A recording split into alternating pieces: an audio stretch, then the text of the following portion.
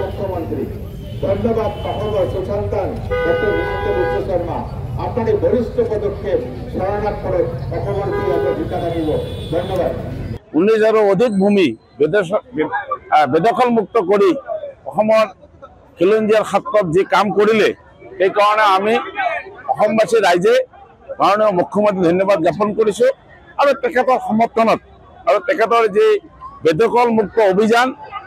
আৰু বেদখলকাৰীক উচ্ছেদ কৰাৰ যিটো সফলতা তেখেতে দেখুৱালে আৰু বেদখল মুক্ত কৰিবলগীয়া যি 65,000 ভূমি এতিয়া বাকী আছে আমি আশা ৰাখোঁ গোটেইখিনি বেদখল মুক্ত কৰি অসমৰ যেনেকৈ এই চৰকাৰখনে দুৰ্নীতি মুক্ত কৰিলে ঠিক তেনেদৰে বেদখল মুক্ত কৰাৰ যিটো প্ৰতিশ্ৰুতি সেই প্ৰতিশ্ৰুতিক তেখেত ফল দিয়াৰ কাৰণে আমি সকলোৱে মাননীয় মুখ্যমন্ত্ৰীক ধন্যবাদ জ্ঞাপন কৰিছোঁ। আমাৰ অসমৰ মুখ্যমন্ত্ৰীয়ে যেতিয়া শপত গ্ৰহণ কৰিছিল তেতিয়া তেখেতৰ এটাই উদ্দেশ্য আছিল যে অসমৰ যি খিলঞ্জীয়া মানুহ আছে সেই খিলঞ্জীয়া মানুহৰ জাতি মাটি আৰু ভেটি তাৰ সুৰক্ষা দিয়াৰ কাৰণে মুখ্যমন্ত্ৰীয়ে প্ৰতিশ্ৰুতি দিছিল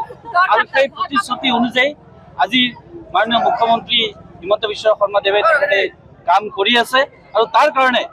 অসমত যি ধৰণে তেখেতে কাম কৰি আছে তাৰ কাৰণে ধুবুৰী জিলায় ভাৰতীয় জনতা পাৰ্টি আৰু ধুবুৰী ৰাইজে আমি তেখেতক ধন্যবাদ জ্ঞাপন কৰিছোঁ আৰু তেখেতৰ দীৰ্ঘায়ু আমি কামনা কৰিছোঁ যে তেখেতে যাতে আৰু অসমত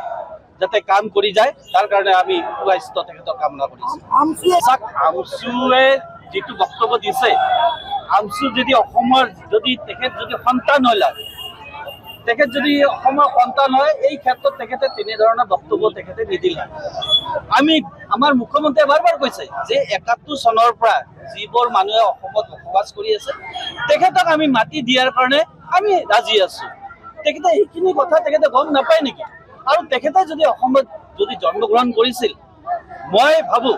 তেখেতে এই বক্তব্যখিনি ক'ব নালাগিছিল আৰু মুখ্যমন্ত্ৰী যি ধৰণে অসমৰ কাৰণে কাম কৰি আছে আজি চাওক বনাঞ্চল ধ্বংস হৈ আছে